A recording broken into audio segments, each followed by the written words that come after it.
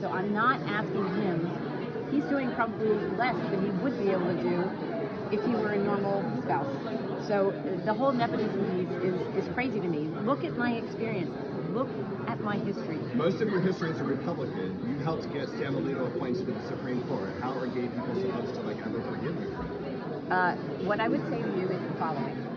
Many people are leaving the Republican Party here and now. And I will tell you, I have stood for the same values since day one. Absolutely the same values. So then you certainly must regret the role you played putting Sam Alito on the Supreme Court and overturning Roe v. Wade. I would just say this. I have stood for the same values forever. I will stand for the same values.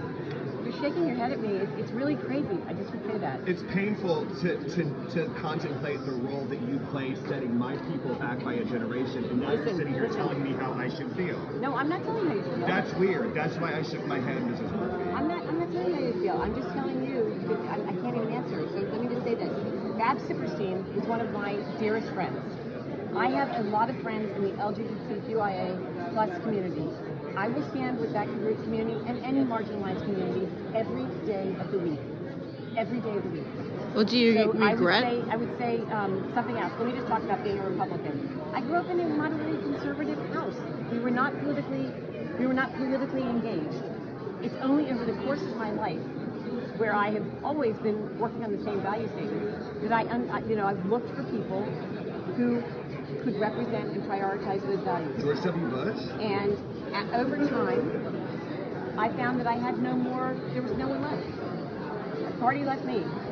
But furthermore, I had been building the party, and a lot of the things that have happened here in New Jersey have happened because I've helped strengthen the party.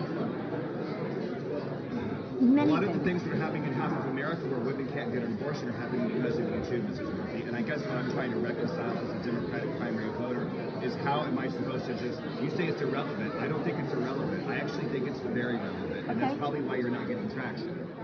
Okay. I disagree with you on the traction piece, by the way. I really do. You're certainly getting traction with the gatekeepers. I'll give you that much. We can chat more about.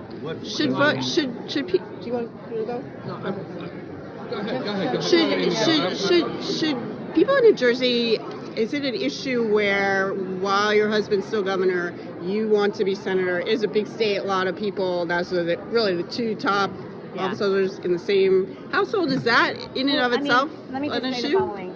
First of all, should I be elected? Phil will be in New Jersey working on his legacy and helping to transition to a new administration. I will be in Washington, D.C., serially moving around every single senator's office, making sure I know their family structure, their priorities, their passions, their hopes while they're in Senate, and making sure I'm logging away in my head, okay, that's great. So I know that I can go to that person if I need them to help co-sign or co-author, or they can help lean on this person every